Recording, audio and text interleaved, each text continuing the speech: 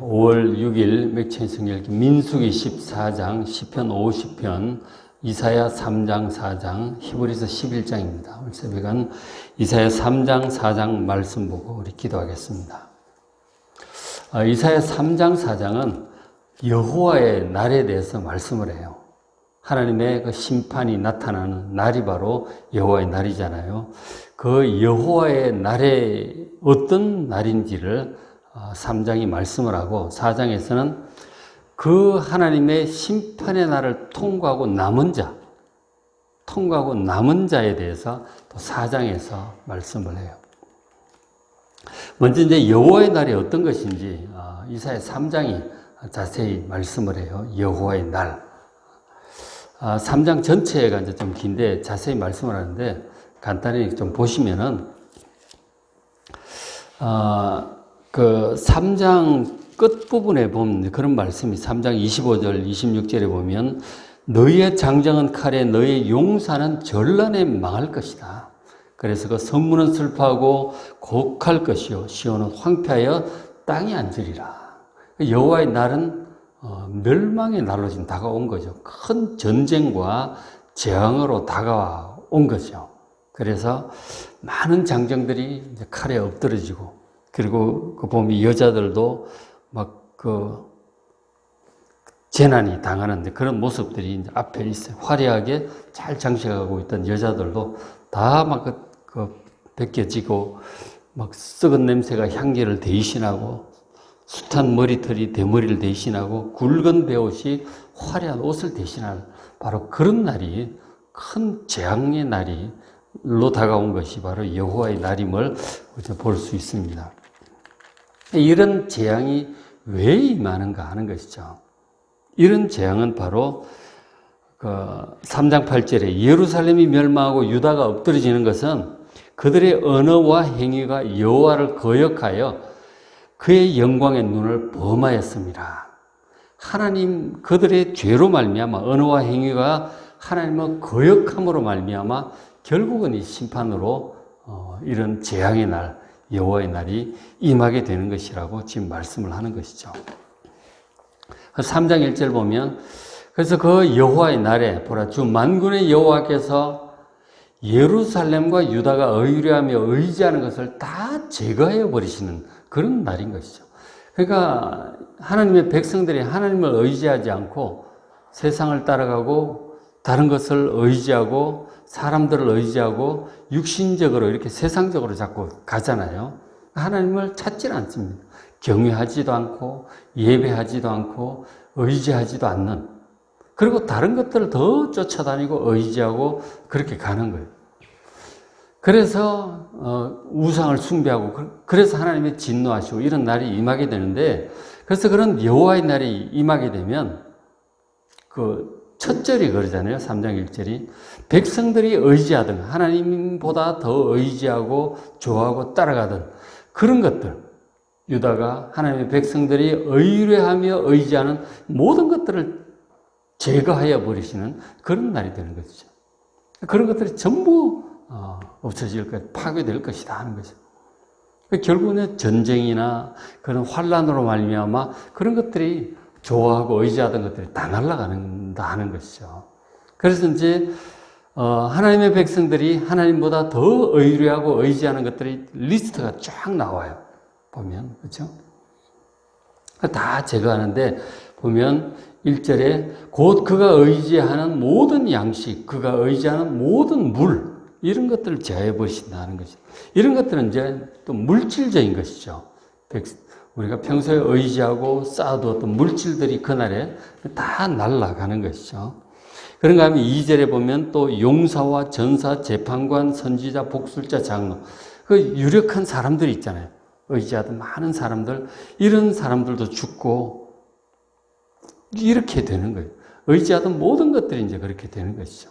그래서 25절에 장정은 칼에 용사는 전란에 장정과 용사들이 평소에 다 의지하는 힘이잖아요. 그런 것들도 다 이제 멸망하고 그래서 성문 전체가 슬퍼하고 곡하는 사람이 죽으니까 곡하고 시온 이 성이 황폐하여 다 땅에 나앉게 될 것이다. 이게 여호와의 날이에요. 멸망의 날이죠. 하나님을 계속적으로 거역함으로 말미암아 결국 그런 전쟁과 같은 상황이 임하고, 그래서 그 의지하던 것들이 다 날아가고 죽고 망하는 거예요. 근데 더 이상 의지할 것도 없는 이런 상황이 되고 맙니다. 이러니까 정말 믿음이 있는 사람들은 그때 하나님을 찾게 되죠. 다른 것들을 의지하고 찾고 하다가 이런 상황이 되니까 더 이상 의지할 게 없잖아요. 하나님을 전심으로 찾게 되죠.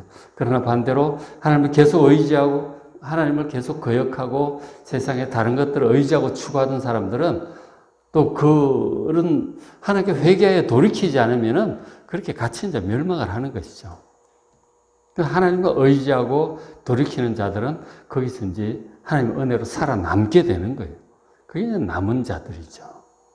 여호와의 날과 심판의 날에 이 남은 자들에 대해서 지금 이렇게 말씀을 하시는 거예요. 당시 이제 이사야가 예고하고 있는 이런 것은 그야말로 이제 이사야 계속 보겠지만 7장부터 9장에 나오는 북이스라엘과 아람 연합군의 침공, 아소 왕 때 그런 일이 있었고, 그리고 그래서 하나님의 은혜로 회개하고 찾고 그러잖아요. 하나님께서 건져주셨어요. 근데 또 평안해지니까 또 세상적으로 또 나가는 거죠.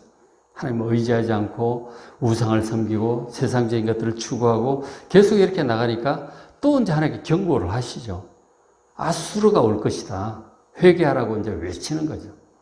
그리고 회개하면 안 올 텐데 계속해서 거역하고 우상을 따르고 세상적인 것을 따라가고 하니까 결국 아수르가 또 와요. 히스기야 왕 때. 그래서 북이스라엘 멸망하고 남유다도 굉장히 위태로웠죠. 회개하고 하나님 또 간절히 찾으니까 또 살아남아요. 남은 자들이죠. 북이스라엘 멸망했고 남유다는 살아남았어요. 그렇게 해서 하나님의 은혜를 입었잖아요. 그러면 또 하나님을 경외하고 예배하고 그렇게 해야 될 텐데 또 평안해지니까 또 세상으로 또 가는 거죠. 또 우상을 숭배하고. 그러니까 하나님께 또 경고하시면 바벨론이 올 것이다. 회개하라고 또 경고하죠. 그런데 받아들이지 않죠. 또 완악하게 또 거역하고 보면은 아주 문하세 왕 때 뭐 이사야 선지자도 죽이고 막 이런 톱으로 켜서 죽였다는 건데 그런 얘기가 있는 이제 전해져 내려오는데 어쨌든 그런 것들 결국 이제 회개하지 않으니까 또 바벨론이 오죠. 그래서 나라가 또 망해요. 이게 계속 반복이 되는 것이죠. 그런 상황 속에서 이사야 선지자가 죽을 때까지 이렇게 말씀을 계속 전했고 그 내용들이 이제 이사야서 전체 내용인 것이죠. 여호와의 날, 하나님의 경고예요. 그죠? 회개하지 않으면 그 날이 결국은 올 것이고 이런 모든 의지하고 좋아하던 것들이 다 이제 멸망을 하게 되는 거죠. 전쟁이라고 하는 것은 정말 참 보통 일이 아니죠. 우리나라 같은 경우는 제일 가까운 전쟁이 6.25였잖아요. 그죠? 6.25 때 어르신들 얘기를 들어보면 정말 무시무시한 거죠. 저희 엄권사님 지금 87세이신데 어릴 때 이제 그 의정부 쪽에 사셨으니까 이제 북한군이 쳐들어 내려올 때 피난 가던 얘기를 한강까지 막 이렇게 도망가는 거 아니에요. 그죠? 막 총탄이 날라오면 밭두렁, 의정부 쪽이 굉장히 이제 격전지였거든요. 밭두렁 이런 데 숨는데 옆에 친구 죽고 뭐 누구 죽고 뭐 그런 걸 다 보신 거죠. 참 무시무시해요. 전쟁이라고 하는 것은 폭탄 터지고 뭐 참 보통 일이 아닌 거죠. 그런 이제 전쟁의 상황을 지금 가리키고 있는 거죠. 지금 특히 이사야서에서 여호와의 날이라고 할 때 그런 것이고 이제 우리 입장에서 볼 때는 큰 재난의 날인 거죠. 가끔은 이제 큰 재앙들이 임하잖아요, 그죠? 우리 코로나도 이렇게 막 지나가고 있는데 이런 것들도 뭐 그런 개념으로 볼 수 있는 것이죠. 기업체가 또 멸망을 한다든지 뭐 큰 일들이 한 번씩 있는 거예요. 그죠? 그럴 때 우리가 정말 봐야 될 말씀들이 이사야서의 그런 말씀들이에요. 그러니까 요한계시록에도 뭐 7인의 환란, 7대접의 환란 이런 것들이 있잖아요. 그런 것들이 이제 여호와의 날이라는 관점에서 우리가 볼 필요가 있는 거예요. 그래서 이제 하나님께서 이런 여호와의 날을 허락하시는 이유가 특히 이제 여러 가지 심판, 이 죄악을 심판하고 악한 자들을 이제 멸망하고 이런 데 의미가 있죠. 그런가 하면 하나님을 의지하는 하나님의 백성들을 향해서는 또 이제 이런 의미가 있죠. 그 이제 특별히 4장에 특별히 그런 말씀들이 많죠. 4장 4절 보시면 이는 주께서 심판하는 영과 소멸하는 영으로 시온의 딸들의 더러움을 씻기시는 거예요. 예루살렘의 피를 그 중에서 청결하게 하시려는 것이 이 여호와의 날을 보내시는 중요한 이제 목적인 것이죠. 택하신 하나님 백성들 향해서는 이런 의미가 있습니다. 악한 자들 향해서는 멸망이요. 하나님을 의지하는 자들 향해서는 하나님의 심판의 영과 소멸의 영, 바로 성령이시죠. 성령으로 시온의 딸들의 더러움을 씻기시는 거예요. 그 영적인 더러움, 손에 묻어있는 피, 그 백성들 안에 서로 미워하고 비난하고 공격하고 해치고 했던 욕심을 따라서 막 했던 그런 것들을 회개하게 하시는 것이죠. 하나님 잘못했습니다. 모든 죄를 회개하게 하시려는 것이 이런 재난의 날을 보내시는 또 중요한 뜻이죠. 그래서 하나님의 말씀을 거역하고 범하고 막 간음을 행하고 도적질하고 이웃을 사랑하지 않고 미워하고 다투고 싸우고 그런 것들은 우상을 섬기고 점을 치고 했던 모든 죄들은 회개하게 하시는 것이죠. 그래서 택하신 백성들은 그곳에서 회개하죠. 다 죄를 버리고 하나님께로 돌아옵니다. 끝까지 악한 자들은 멸망하겠지만, 그렇죠? 하나님을 섬기기보다는 세상을 향하고 하나님보다 우상을 섬기고 이런 사람들 그 속에서 멸망하는 거예요. 그러나 택하신 백성들은 회개하고 그때 이제 돌아오는 것이죠. 그런 이런 여호와의 날이 아니면 또 회개도 잘 안 해. 그렇잖아요. 그런 일이 생겨야 꼭 회개를 하더라고. 어쨌든 그런 기회를 통해서 하나님 품으로 돌아오게 되는 것이죠. 그것이 하나님의 뜻이에요. 그렇죠? 회개케 하는 것이죠. 사실 우리 입장에서는 그런 심판의 날, 재앙의 날은 없으면 좋겠죠. 그렇죠. 그럼 우리는 그런 거 없었으면 해요. 그러나 하나님의 말씀을 그렇게 해서 듣질 않고 계속 다른 것들 의지하고 우상을 따르고 세상을 따르고 하나님을 등지고 멀리 가면 멸망이잖아요. 하나님께 택하신 백성들을 그렇게 떠나가도록 두실 수가 없는 것이죠. 부르시기 위해서 어쩔 수 없이 이제 최후의 방법이죠, 사실은. 이렇게 하시는 거예요. 이렇게 해야 돌아오니까 불가피하게 이런 일들을 행하시게 됩니다.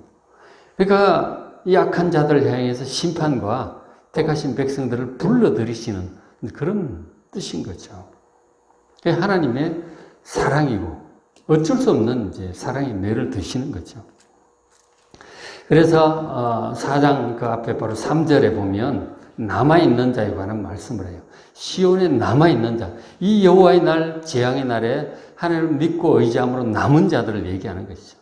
영어로 remnant라고 합니다. 남은 자. 남은 자라고 하는 개념이 굉장히 중요합니다. 이사야서 전체적으로. 여호와의 날이라는 개념도 중요하고 남은 자라고 하는 개념이 중요해요. 이 남아있는 자, 하나님의 백성들 가운데 환난 중에 하나님을 의지함으로 남은 자들, 예루살렘에 머물러 있는 자, 곧 예루살렘 안에 생존한 자예요. 하나님을 의지함으로 살아남은 자, 지금 기록된 모든 사람, 하나님의 생명체에 기록된 사람들이 결국은 그 환난을 통과하면서 이 피도 씻어내고 죄악도 씻어내고 찌꺼기도 제거되고 거룩하게 회복이 되는 것이죠. 거룩하다 칭함을 받게 될 것이다 하는 것입니다. 참 그렇게 하고 그리고 이제 또 이제 중요한 말씀이 여호와의 싹이에요. 여호와의 싹에 관한 말씀을 하는데 4장 2절에 그 여호와의 날에 여호와의 싹이 아름답고 영화로울 것이다. 또 그리고 그 땅에 솟아는 이스라엘의 피난하는 자를 위하여 영화롭고 아름다울 것이다 하는 것이죠. 여호와의 싹 그리고 다른 표현으로 그 땅에 솟아 얘기를 하고 있습니다. 이 여호와의 싹 얘기가 이사야서에 종종 나옵니다. 여호와의 싹이 나와요, 그죠?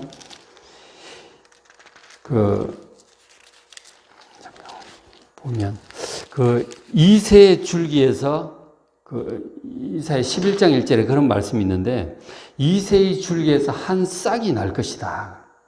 그리고 그 뿌리에서 한 가지가 나서 결실을 할 것이다. 그런 말씀도 해요.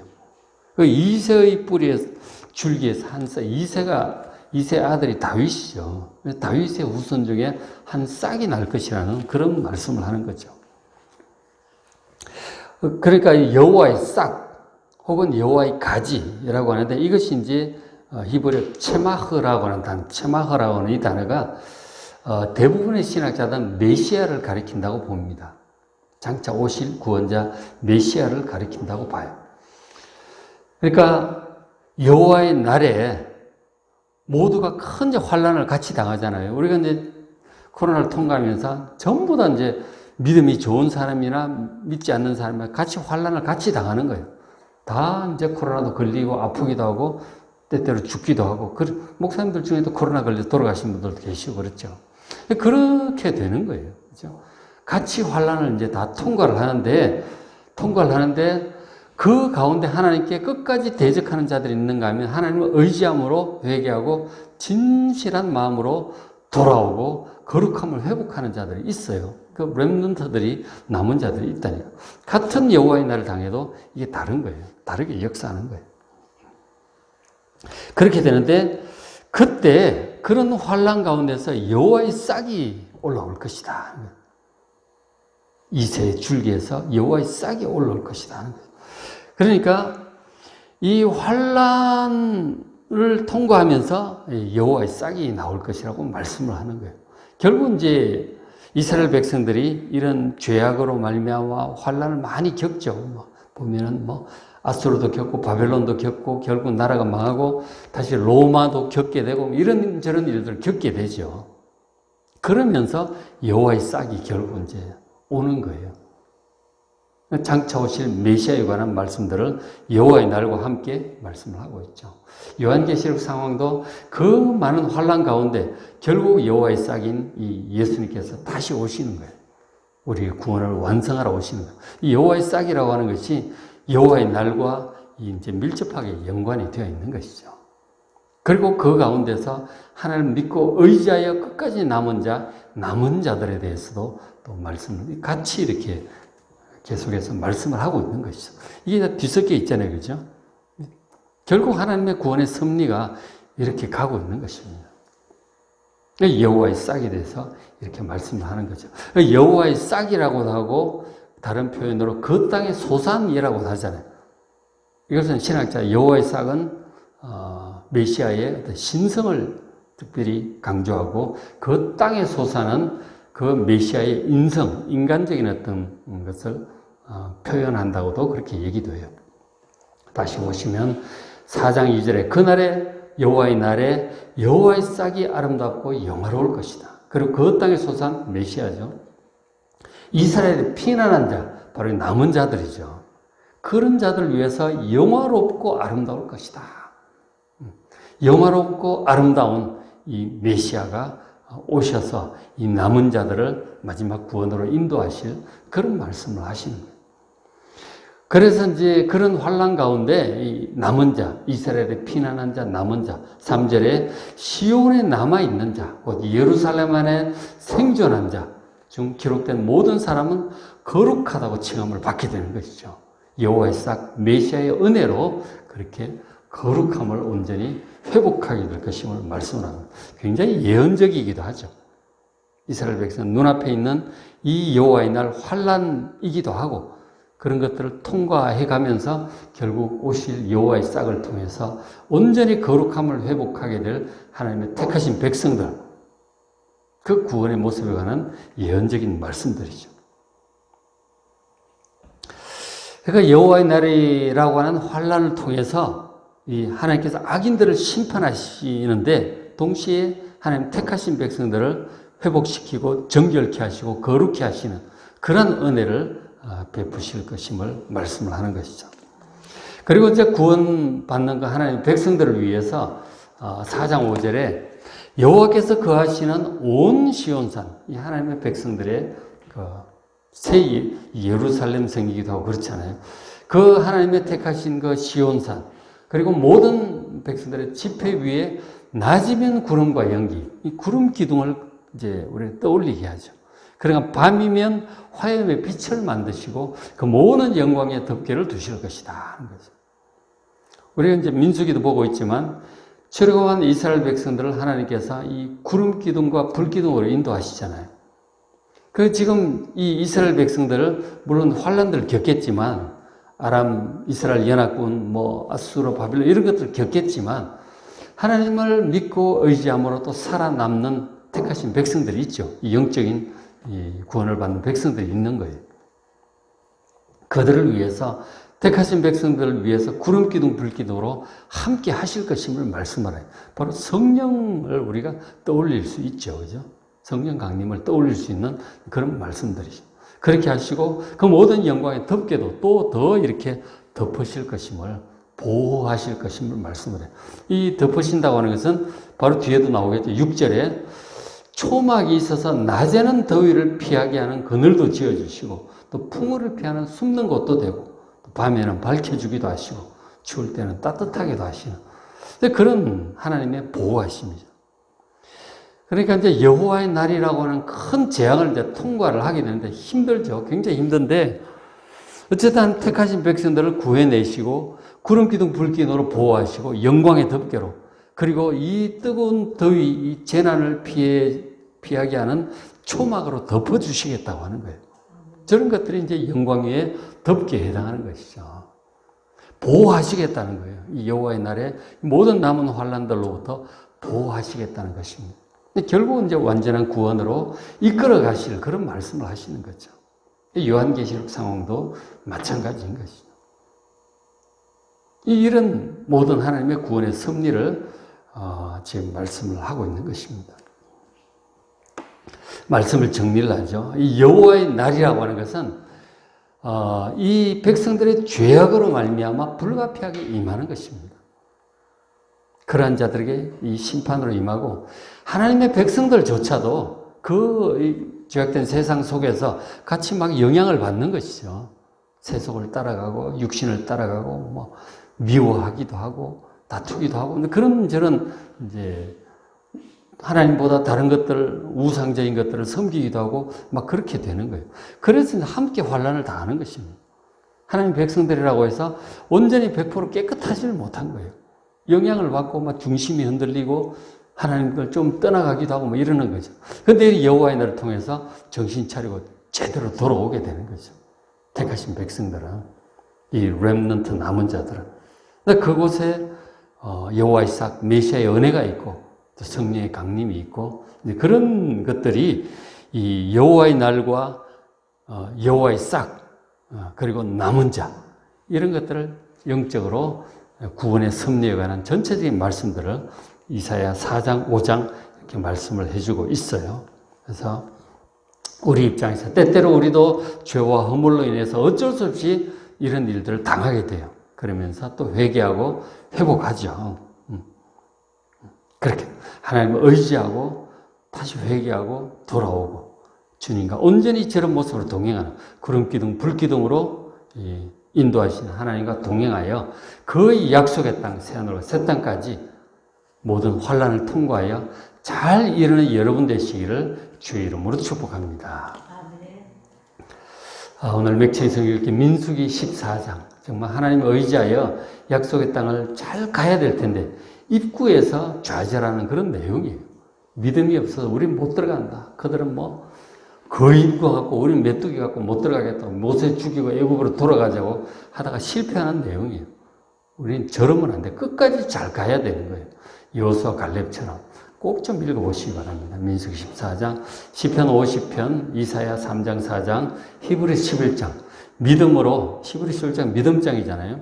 중간에 있다가 말다가 이러지 말고 끝까지 잘 달려가도록 환난 중에도 달려가도록 권면하는 내용이 히브리서 11장입니다.